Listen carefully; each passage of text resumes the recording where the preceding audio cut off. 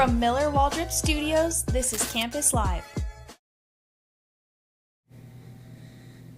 What's up, Campus Live fans? It's Lane here in the Miller Waldrop Studio today to bring you another edition of the Guns Blazin podcast. As always, I'm one of your hosts, and alongside me for today's episode is Mr. Jett Castro, who is filling in for Logan today. Jett, how are you doing on this beautiful Wednesday in Lubbock? I'm doing pretty good, Lane. We missed Logan today, but I was happy to, fill in for him, and I'm glad to, talk a little sports with you today, bro. Absolutely. And, it was once again a crazy week in college football. We have a ton to discuss here today, especially about Texas Tech. But first, I wanted to thank everyone for tuning in every single week, just supporting us every single week. And we ask that you make sure to like all of our videos and subscribe and follow to all of our social media platforms wherever you're seeing our content at either Campus Live TTU or at the Guns Blazin podcast, and as well as thanking our sponsors for the Guns Blazin podcast with JSI Industries and the Exceptional Community Hospital here in Lubbock. So, first off today, Jett, UCF, it was maybe one of our most complete games of the year in Big 12 play. We absolutely dominated from start to finish. Jett was a 48-9 victory with basically everyone contributing, especially in the second half. Texas Tech now at 10-1 on the season. What were your initial thoughts on the game, Jett? I was happy with what I saw for sure. Definitely coming off of the BYU game, you could, see a little lull and, play down to your competition. But UCF's sadly been kind of a punching bag for the rest of the league this year. And Tech just kind of, showed that there's levels to this. And, just a dominant performance all around. It's always fun watching the defense fly around. Jacob Rodriguez with another turnover, of course, it's just routine at this point. But, yeah, I loved everything I saw. You got to see a lot of players we don't get to see, all the time. So that was great to see a lot of the depth that we have in the second half of that game. What about you, man? Yeah, I thought the offense, especially Barron, I thought he looked the healthiest he's looked maybe in the past few months or so even. And I thought he played a phenomenal game. He was 14-19 for 149 and a touchdown. And he didn't even have to play in the second half, which was awesome. We'll discuss, the injury stuff later, but the rest of the offense, Cam Dickey, 2 more touchdowns on the ground. And, how about Reggie Virgil with 3 touchdowns? He had the hat trick, 2 rushing and 1 receiving. I think he only had like 6 all year before that or something like that. So, yes. Yeah. So it was awesome to just see Reggie ball out like that. Mm-hmm. 8 different guys with at least 1 rush, 11 guys with at least 1 reception. It was a perfect game plan from all the coaches, and we got all the starters basically out at halftime and gave them that extra rest right before we head into that bye week. Mm-hmm. Yeah, so a much-needed rest for sure because West Virginia is definitely giving some teams some trouble, this year. So I'm not overlooking West Virginia, and then it's on the road. So that, all the rest is needed for those starters that are a little banged up. Yeah, and, how about Jacob Rodriguez building his Heisman campaign even more, throwing him on the offensive side of the ball, and I loved Coach McGuire's quote at the end of the game.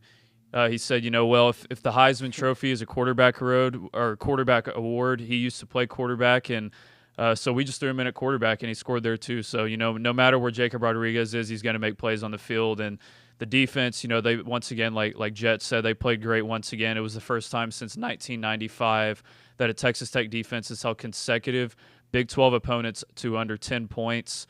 And speaking of Jacob Rodriguez, not only on the offensive side of the ball, but, of course, on the defensive side, another interception to go along with 9 tackles. The defense itself had 4 more sacks in the game. It was really exciting, like you said, to see all the young guys get into the game, and as well as all the seniors that maybe not get to play too much. Yeah, right. It was just amazing to see all those older guys potentially in their last game with the Jones. We'll see how it plays out. But what were your thoughts on the defense, Jett? Oh, man, I love watching them play. Yeah. Like, it's one of the best experiences I've had being a Tech fan, honestly, is watching this defense play. I just, David Bailey's just such a beast, on the outside. I think now, like, what I'm seeing is he's going to be maybe even a top 15 pick, in the draft coming up. So, that defense is just dominant. And it kind of, like, makes the offense take, like, a back seat sort of. But, like, in a good way, you kind of forget about some of those possessions, and then you look up and the score is just out of hand because the defense is just smothering, the other side of the ball. So, yeah, it's just a joy to watch them. Yeah, had to shout out the special teams guys too. They continue to play great. Stone Harrington had 2 more field goals, including one from 53 yards, and now he's actually a semifinalist for the Lou Groza Award for the best kicker in the country. So that was pretty awesome to see as well. And You got any last initial thoughts on the UCF game, Jett? No, it looked good. Hopefully, it's the same game plan for West Virginia. See a lot of depth players. In the second half. So Yeah, and Texas Tech, as we head into the bye week, this is like we said, a really great time to get guys healthy, especially from all the injuries that we've had in some key spots this year, including quarterback. And as we basically head into the last chapter of our season, I think it's kind of a great segue into our injury report segment sponsored by Exceptional Community Hospital. Fans, it's time for this week's injury report presented by Exceptional Community Hospital. Before we hop into this week's injury report, we want to take a moment to recognize Exceptional Community Hospital as a proud sponsor of Campus Live. Be sure to visit their 24/7 state-of-the-art hospital and ER located at 6401 Spur 327 in Lubbock. They accept all insurances and have a short ER wait for times. And Exceptional Community Hospital is proud to support this week's injury report on Campus Live. Jett, obviously we know about Barron. He's battling injuries, and Skylar Gohauer being out. Maybe he comes back in the playoff, but who are some other guys from this game and then just the past few weeks that have been battling injuries that the fans need to know about? As of last week, there was 5 players that were ruled officially out. One of them being Sky Gill Howard, of course, and then 3 receivers: T.J. West, Lane Stone, and Roy Alexander, who were ruled out and still battling injuries. And then offensive lineman Hunter Zambrano, who only played a few games this year and was very highly touted coming in. And then besides that, Jacob Rodriguez on the defensive side was probable last week, I think. And then also Curry was also on that list too. But hopefully they get some good rest and they'll be good for West Virginia. Yeah, and we saw Jacoby Williams, tweak that ankle too. We don't really know what the extent is. I'm sure we'll find out more this week as the severity of that injury. But hopefully, as we head into the most important chapter of this whole entire season, this is going to be really important to have Jacoby healthy. He's one of the best running backs, I would say, even in the whole entire country, the way that he's performed, not just rushing, but he's a very huge threat in our passing game as well. So it'll be very important to get Jacoby healthy during this bye week as well. But as we move past our injury report, there were some since we don't have a game this week, we kind of wanted to talk about the Big 12, just some standings, what the games were like last week. We saw a ton of really interesting results, Jett. BYU, they dominated TCU 44-13. Cincinnati actually loses at home to Arizona. Utah dominates at Baylor, and Arizona State, they do keep their slim hopes alive to the Big 12 championship with their close win over West Virginia. Jett, there's actually, a scenario where we could end up in the Big 12 title game. We'll talk about that here in a second. But what were some of your thoughts on the Big 12 this past week? Arizona strikes again. They've just been really kind of popping up, week by week and knocking off big players. So they've kind of They really messed with Cincinnati's chances. Cincinnati basically has to win now this weekend against BYU. They were on a very good track, and then they dropped that one to Arizona. And I didn't even realize Arizona's already they're 7-3. You know, so they've been they've had a good season. Despite a few losses here and there. Let me see. What about you, Lane? Yeah, no, just kind of like we discussed. It's Arizona State, even though with Jeff Sims at quarterback, they kind of were left for dead. We thought when Sam Leavitt and Jordan Tyson were basically rolled out for the rest of the year, and they just keep winning. Huh? Yeah, they just keep winning. Kenny Dillingham is just such a great coach. We know that. I mean, they're our only loss this year, so we know how well he prepares for his opponents, and he just motivates that team. Yeah, they just he can find any sort of motivation. He kind of reminds me of how Kirby Smart motivates his Georgia team, just finding any single way to motivate those guys to get a win. And of course, BYU bouncing back, and then Utah continuing to dominate anyone who's not named Texas Tech or BYU. But that kind of leads into, even though we don't have a game this week, kind of a way that Texas Tech can win this week and are paving the way to victory for this week, presented by JSI Services. Fans, JSI Services is a proud sponsor of Campus Live, and be sure to visit their website at jsiservicesllc.com to learn about their asphalt/paving services, earth and dirt works, concrete and gutter paving, crack fill, seal coating, and stripping services. And we just want to say thank you once again to JSI Services for their proud support of Campus Live TTU and the Guns Blazin podcast. And so are paving the way to victory this week. Even though we don't play anyone, if Colorado were to beat Arizona State and if BYU were to beat Cincinnati, Texas Tech would clinch its spot in the Big 12 championship game even during the bye week. What are some of your thoughts on as far as how that could potentially go, Jett? Well, then it really changes everything about the West Virginia game. I feel like, you know, you can really take a lot of the pressure off of that West Virginia game for sure. And I think that's just the ideal scenario for Tech fans, you know, to clinch it with a couple weeks and then just, prepare a couple weeks early, honestly, for the Big 12 championship and then likely BYU, you know, in that scenario. And then what do you think about playing BYU for the second time if that happens? Yeah, I would love to – I would prefer to play BYU over Utah for sure, just with the way that Utah has just been dominating people. And, that game, it ended 34-10, but – It was close for 4 quarters. It was a lot. That game was a lot closer than about 3.5 quarters. Yeah, for sure. And BYU, they even though they're a great team, I just feel like we match up too dominant for them as far as especially on the defensive side of the ball. But it's going to be really interesting. We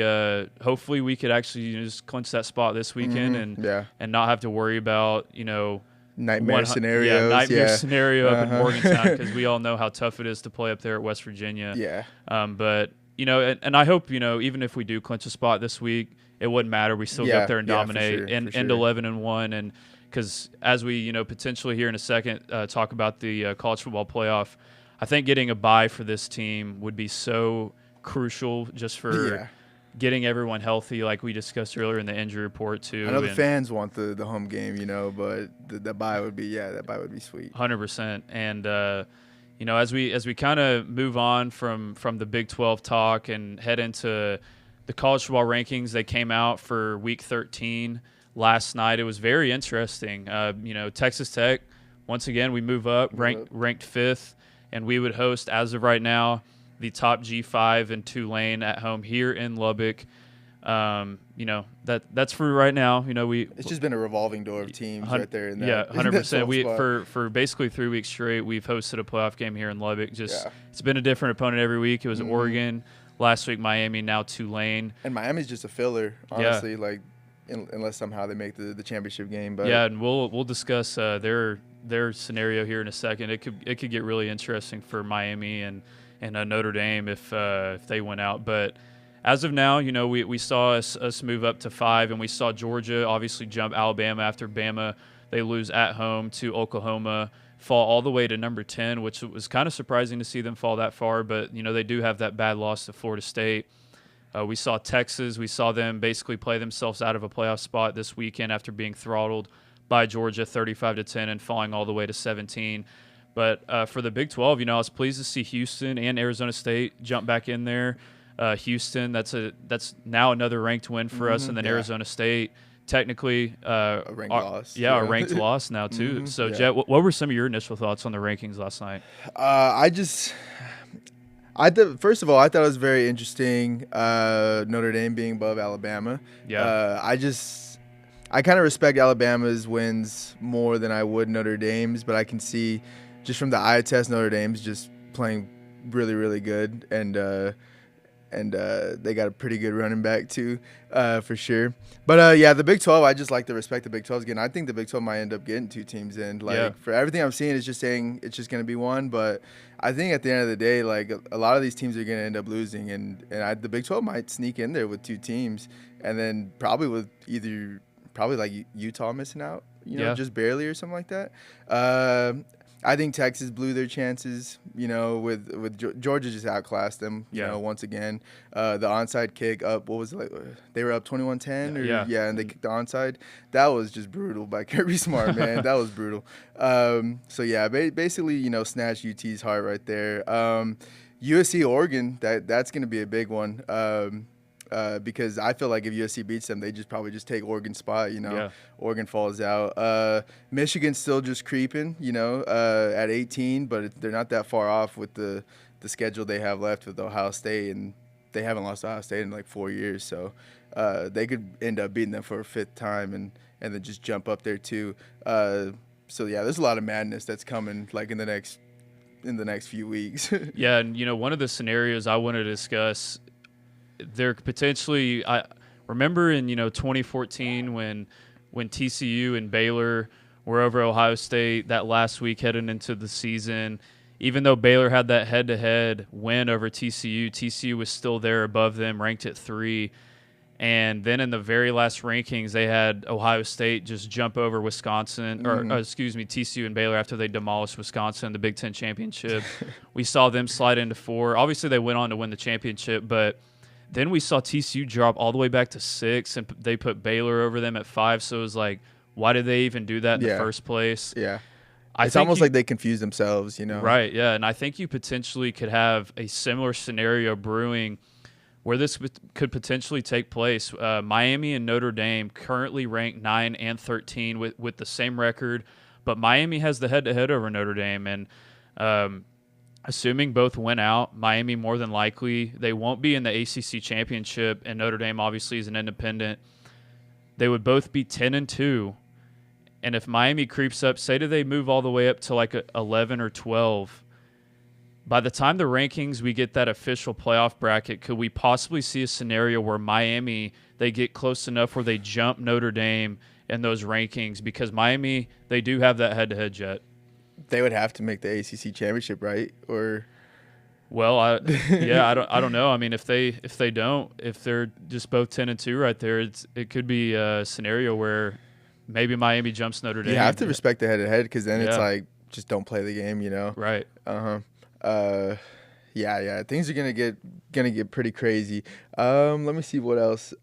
Oh yeah, another thing I was thinking was Georgia. Say they don't make the SEC championship, do they still get the 4 spot and like get a bye like without even playing in the SEC championship? Because I think it's A&M Ole Miss right now.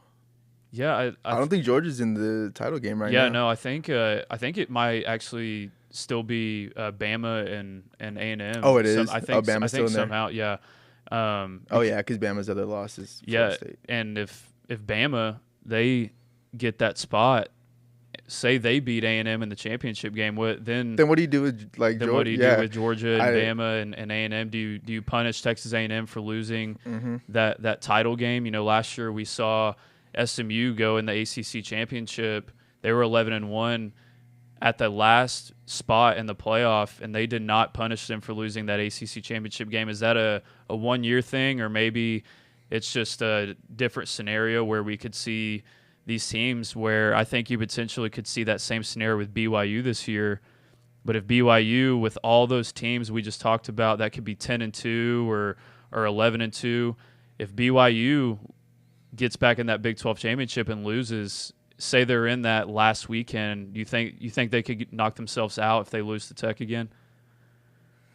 I don't know, because then I feel like at that point they would have so much respect for Tech that it's like that's a good double loss. But then I don't know. I just losing to the same team twice is hard to come back from. Like I just, in my eyes, because then why are you in there? I don't know. Yeah, losing if it's 2 different teams that you've lost to, I feel a little different. But if Tech beats BYU twice, I honestly would see Utah having a better chance of being like one of the last ones out. Than BYU. But no, you can't do that still though, because BYU beat Utah. I don't know. I think I would like to say the Big 12 is going to get 2 teams, but I don't know. I just don't know, because the SEC is going to get 5. Yeah, like the SEC is going to get 5. It's this is why we love college football. It's going to be really interesting to see how this all plays out, because there's teams like Vanderbilt that's creeping around there. They potentially could be 10 and 2 also. They just need help from people like above them. they need like a Duke to win the ACC or something crazy random like that. Yeah. But man, I think especially too if USC beats Georgia this week, I think that too, we talked about it earlier, there could be a ton of chaos basically from the 7th seed to the 11th seed, where all these potential 10 and 2 teams could fit into this thing. But man, it's going to be exciting, Jet. Yeah, 8 through 12 is going to be pretty crazy, and then whoever the last 4 last four or first four out are, it's gonna be another year of just like of debates, of who got left out and who should have been in there. But and I always feel like the committee tries to set precedent, And they go against it. Yeah, it doesn't work out. It Right. just never works out. So I guess we'll see what happens. But yeah. Yeah, especially too. What if here in a few weeks, if Texas beats A&M in Austin, then that's just where does it all go from there? That's a whole other thing of maybe the first 9-3 team getting in. But yeah, I wouldn't think so. I think A&M kind of got a wake up call from South Carolina. That they better get it together pretty quick. Yeah, and as we move on, from talking about the college football playoff, it's going to be really interesting to see what happens in that. We do have some huge coaching news. James Franklin officially to Virginia Tech. I think that is a great hire for them, especially in the ACC.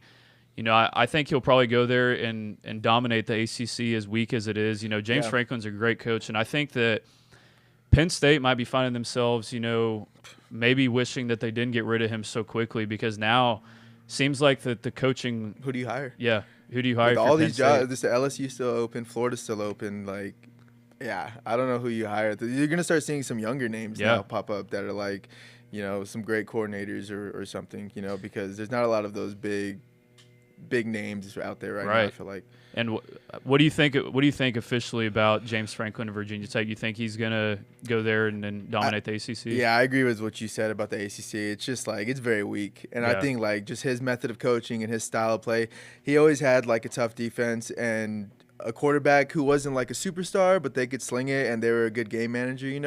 McSorley and a few of those other quarterbacks that he had in the past at Penn State, that they would just execute, and get you a 10-2 season or 11-1 season. You'd end up in the Big Ten championship. So I think he's going to bring the same methodology to Virginia Tech. And I don't think Virginia Tech is a bad place to play either. Yeah. They have the atmosphere. I mean, everyone always sees the videos, and it's like, it's not like it's going to be too hard to recruit there. So I bet we'll see him, get some quick success, maybe even as soon as next year, 2 years. Yeah, the DMV area has a ton of great high school talent too, and with him being there, and he took a lot of that talent when he was at Penn State. Still has a lot of those relationships in the Maryland and Virginia area. I think he's going to do really well there, and he doesn't have nearly as much pressure at Virginia Tech. He can go win 10 games there every single year, and they'd build him a statue. Yeah, grateful. So I think that for Virginia Tech, that was a great hire by getting James Franklin. But and way to jump on it, Yeah. It is. They got ahead in front, because I know Arkansas was pretty interested in James Franklin too, and it was a great hire for them. But this week, we've really seen this Lane Kiffin dilemma reach its boiling point. Reports all week coming out now from trusted guys in the industry like Ross Dellinger and Brett McMurphy that Ole Miss has basically given Lane Kiffin an ultimatum to decide if he is leaving or not before the week of the Egg Bowl versus Mississippi State. And then you see this strange interview take place on the Pat McAfee show yesterday where Lane, he denies the ultimatum, but he didn't really. He just kind of. He was just like, live in the moment. Yeah. He gave a very non-answer, and it was like, I don't know. He made sure to tell fans to enjoy what they had right now, and like, and the players too. He was telling, he was explaining how he told them to know that this is the glory days, that they're playing in right now, and it was just all very weird and cryptic, and like you could tell he was just giving the political answer too. But he said the claim of the ultimatum was false, and that never happened or anything like that. Even though, I mean, the reports came out, and then like that week he went on Pat McAfee's show and denied it. So I feel like it kind of lined up, but I don't know.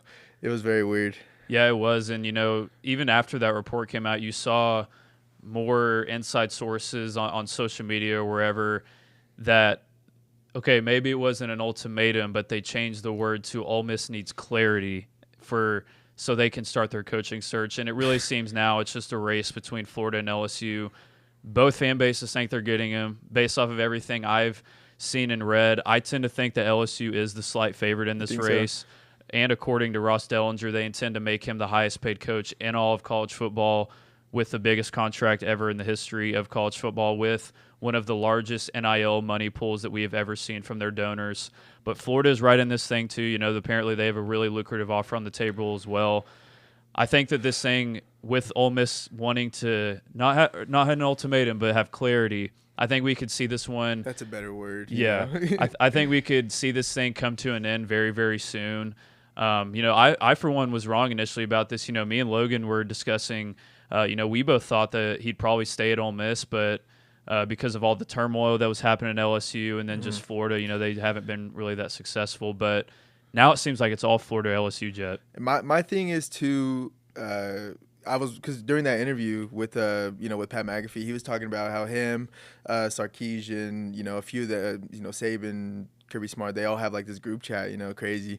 But they have like this group chat and they talk about, you lose one, you're out of the top 10, you lose two, you're out of the top 20, you lose three, you're going to get fired. Right. That's basically their world they live in the SEC. So it makes me wonder, like, if you do leave Ole Miss, a place that's very grateful for the success that you're giving them, and then you go to LSU or Florida, like, are they going to carry that same principle within 3 years of like, hey, if you have one little slip up, like, we're going to move on to the next person. So and then at what point would Ole Miss kind of turn that way where it wouldn't be enough from Lane Kiffin where they're like, we need that next step, So I don't know. It gets weird, they get they ask a lot, once they start winning big.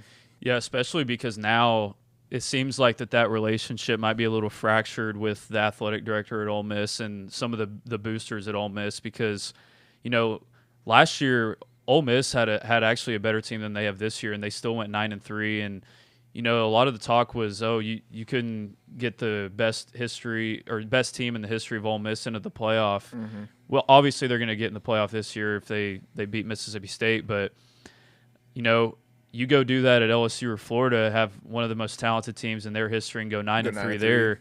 Like you just said, it's not a good thing. It's not the same thing. Yeah. At Ole Miss, they're not going to fire you. If you do that at Florida or LSU, you can find yourself on the hot seat. But I think Lane is a great coach. I think that this is it's going to be really interesting. We got people taking pictures at airports right now, tracking flights. It's I think his son is like a high school recruit, so like he's visiting high schools and stuff. So they're really trying to see what the best fit is for sure. Yeah. And as we kind of move on from the coaching rumors and talk, that a lot of that has been fueled from this past week. We're going to recap some of the games that affected the rankings this week as well. Like we said, Georgia, they dominate Texas. That was probably the highest ranked game of the week. Yeah. 35-10. Gunnar Stockton continues to play amazing. He had 229 and 4 touchdown passes. I think Georgia's really starting to peak at the right time, Jett, and I thought that their defense played really good too.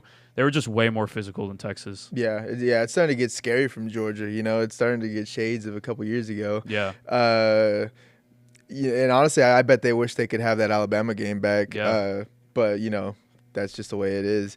But yeah, Georgia just looked so dominant. Like I was saying earlier, like that onside kick was just such a good call. Oh, and it's those type of things, that just make Kirby Smart like, one of the best probably the best coach in college football. Because it did seem like Texas was getting back in that game, and like I kind of could feel it, and then that happened, and it was like, oh man, they're just, they're dominating them at this point. But yeah, what did you think? Yeah, I thought Arch actually played himself a pretty good game. His receivers didn't really help him out at all. They had I think it was like 5 or 6 drops, and a bunch of those were on big downs, like third down. That could have potentially kept this game a lot closer in the end. But once again, like you said, Georgia outcoached them. I thought they out-physical Texas in every facet. And you heard that quote after the game from Kirby Smart. He was like, a lot of guys in this sport today, they're playing for checks. At Georgia, we're playing for checks, but we're also playing to out-physical everybody that we play. And you see it play out on the field every single week with Georgia. They besides Alabama the past few years, they really, they don't lose to anyone, even though they did lose in the playoffs to Notre Dame last year, which was really interesting to see. But in the SEC, Georgia, over the past 5 years, they've been the most dominant team, and it's just like the Kirby Smart special every single week that they play. And now you're kind of seeing those rumors from Texas is Sark. You saw it a few days ago with Desmond Howard saying that potentially he might leave, and I think there's just something doesn't seem right now at Texas, internally. Yeah. You can just kind of sense there's something weird going on. You saw today Coach Sarkisian denied all the rumors and everything, but when there's smoke, there's fire, Jet. Mm-hmm. And I know for them at least, it'd be a lot different if A&M and Texas Tech weren't doing as good as they were, and you were still probably the number one team in Texas, but you can kind of see that shifting right now, and they've got to be scrambling because they probably thought they were going to run it back again, this year. And it just, every time it seemed like they had a little bit of hope, they just I forgot who I heard say it, but they just haven't played a full 4 quarters yet, and they're running out of opportunities to do it, honestly. Yeah, I don't think Texas definitely wouldn't fire Sarkisian. He's one of the best coaches in the country, but for him to, based off the rumors, to potentially walk away from that job, and if that's potentially the most coveted job in all of the sport, it's just really interesting. You never know what's going on behind closed doors there, and he pleaded innocent. He said that they were untrue, but that's just the nature of it. Yeah. And as we stayed in the SEC, there was a huge game besides the Texas-Georgia game. Oklahoma upset Alabama 23-21. Last week, me and Logan talked at length about this game and how we both thought it was going to be really, really close, and we thought OU had a great chance. I still had picked Bama in a really close one, but Logan had actually picked OU to win outright, and that they did. OU's defense continues to win themselves big ball games. They had a huge pick six in this game early that had them up 10-0, and they forced 3 turnovers. Bama beat themselves a lot of ways in this game. They had more yards, they had more time of possession, but man, a great defense, they can do that to you, Jet. Yeah, they're very similar to Texas Tech's defense. They have a great D line, and I think John Mateer is just finally kind of getting back into form after his little midseason thumb surgery, and so he's playing better. And Oklahoma, I had honestly kind of given up on after their second loss, and now here they are, number 8, have the tables have turned for them in UT after that game. But yeah, I think OU's in a good spot right now. Who do they have coming up? They got Missouri and then LSU both at home, so they should definitely be 10-2. Yeah, so they're gonna they'll be in talks for sure. And Alabama, they just dropped another one. Yeah. And, some other games that happened that we discussed last week, we saw Notre Dame, they destroyed Pitt. We saw USC, they had a huge comeback at home versus Iowa. They won 26-21. And then, like we talked about earlier, BYU, they dominated TCU. And Cincinnati lost at home to Arizona. So really some big games that shook up some things. But as we look ahead to Week 13, it's not the craziest slate this week. And, Texas Tech, they don't play. A lot of teams do have byes this week. But there is one really huge game that does have a ton of playoff implications. We were touching on it a little earlier. USC travels to Oregon. I think the winner of this game really probably secures itself a playoff spot. I think you could see a similar movement in the rankings, how OU jumped up so high. Bama fell behind them just because of the way their schedules sit and how Bama does have a bad loss to Florida State. Oregon really doesn't have that many great wins. They have that one win over 6-4 Iowa, which is also USC's best win, I think, too. So, but if they're both sitting there at 10-2, they could find themselves in that log jam of all those teams that potentially could be 10-2. And if USC goes on the road and wins this game, it could be a really interesting discussion for the playoffs, Jet. And they really could win the game. I always like when USC's back is against the wall, they just throw it up to Mekhi Lemon, and he just takes over games, dude. He's so good. And I don't know. Maybe Lincoln Riley will finally get that, that signature win. He's been looking for and get them there this year. Out of nowhere, because they've been hovering this whole season, and this is the best chance they have to do it right now is to knock off Oregon, and then probably fire up the rankings if they do beat Oregon. Yeah, I think USC, they really find themselves in an interesting matchup here with their vaunted passing attack by Jaden Mayava and, like you spoke on, Mekhi Lemon and Jacoby Lane versus one of, if not the best secondary in the country with Oregon. But I think it's going to be a really interesting matchup because Dante Moore and Oregon have a very good passing attack as well versus a really good secondary at USC. So I think, Jet, this game is won in the trenches. And unfortunately for USC, even though their front seven has improved under D'Anton Lynn coming in being their defensive coordinator, and Eric Gentry is one of the best linebackers in the country, They don't rush the passer well, and too many times in the Lincoln Riley era at USC on the road, they struggle versus the run. I think, like you said, this is a scenario for Lincoln Riley to prove it to everyone in the country that you can do it really until it happens, and I think when you pick a game like this, I think Dan Lanning, he loves these games. I think he's going to try to dirty this game up in the trenches where Oregon, they're going to try to rush for like 200 yards on USC. And they've won a bunch of games like that this year where Dante Moore might have struggled in. I think this is just a battle of who the more physical team is, and I think that's Oregon. Give me Oregon over USC 31-23. Do you think that because coaching, like Dan Lanning over Lincoln Riley, or is it just all of the above? Yeah, I just think that the way that – and I think Lincoln Riley's a great coach. He's the best offensive mind in the sport, no doubt. I think USC is a great offense, but just the way that Dan Lanning's teams, he has that mindset. He was the defensive coordinator at Georgia for all those years, goes to Oregon, and they play like an SEC team. Yeah. They physically dominate you and manhandle you up front for 4 quarters. I think you're going to see a similar scenario like that in this game. Mm-hmm. Yeah. My gut tells me Oregon, but I kind of want to pick the upset USC. We'll say 30-24. Yeah. That would really shake up some things. For sure. Uh-huh. But another big game. Even though this isn't the greatest week as far as matchups go. Sometimes these are the craziest weeks. You can find those big upsets. But Missouri, they travel to OU. I don't really have too much on this game. Besides if Missouri, they with Ahmad Hardy run it for 250 yards, I think OU should easily win this game versus Missouri's third-string quarterback. I think it's too much defense, too much John Mateer. Give me OU 31-14. Yeah, I agree with that. I'd say the same thing, 31-14. I think OU just runs away with this one, honestly. Yeah. And then probably the biggest game in the Big 12 this week, BYU, they travel to Cincinnati. I think this is going to be a very good game. Cincinnati, maybe looking ahead last week, and unfortunately they found themselves with a loss versus Arizona. I think they definitely will be refocused in this game, and Brennan Swarsby will play much better. He's one of the best quarterbacks, not just in the Big 12, but in the country. I think, BYU, I was really impressed the way that they bounced back after really we manhandled them here in Lubbock and dominated them. And TCU is a good team. They got a bunch of good athletes. I think this game is going to be really close.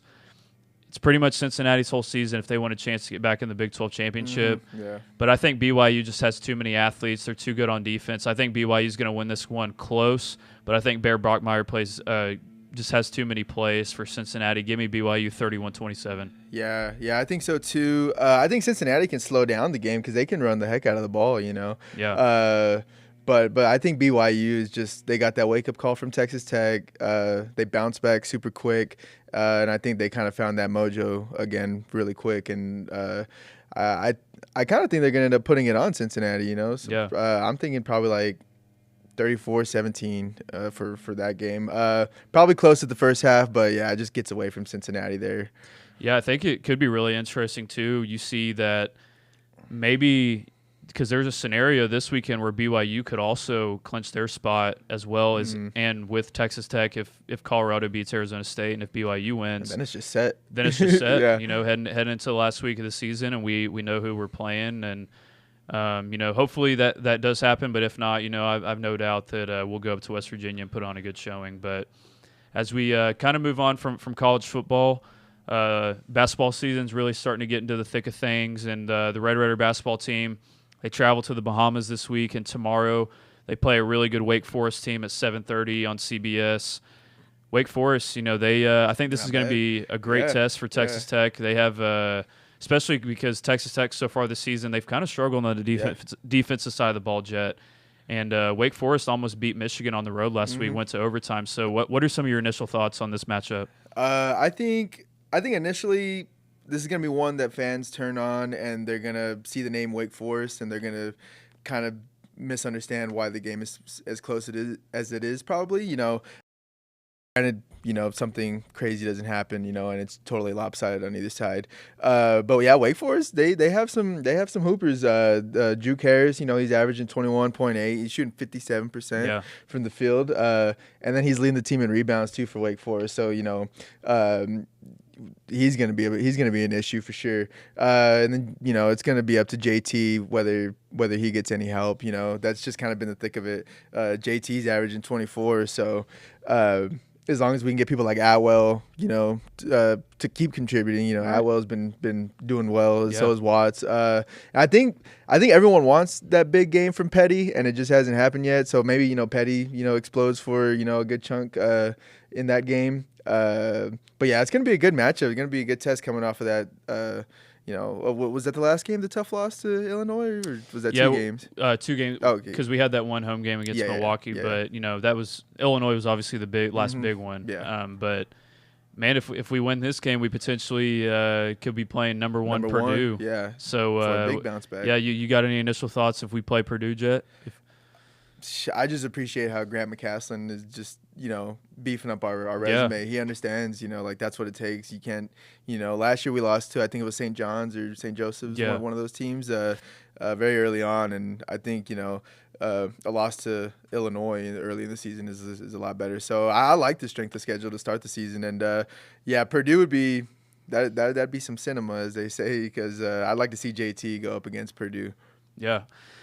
This that could definitely be one of the best non-conference games of the whole entire season. Yeah. Especially, Braden Smith versus JT Toppin, two guys gunning for the Wooden Award this year. Just great coaches on both sides. Oh, yeah, absolutely. One of the 2 potential Final Four teams as well. And, it should be really exciting, Jett. Yeah. This non-conference schedule is no joke right now. And, but first Wake Forest, because they're gonna be tough. Yeah, they're going to be tough. Absolutely. And that'll wrap things up here in the Miller Waldrop Studios. Once again, guys, thank you for all the support that you've given us over these past few episodes, and we ask that you continue to follow us at the Guns Blazin podcast and Campus Live TTU.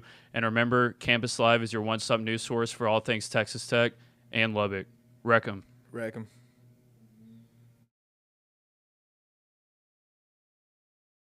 From Miller Waldrop Studios, this is Campus Live.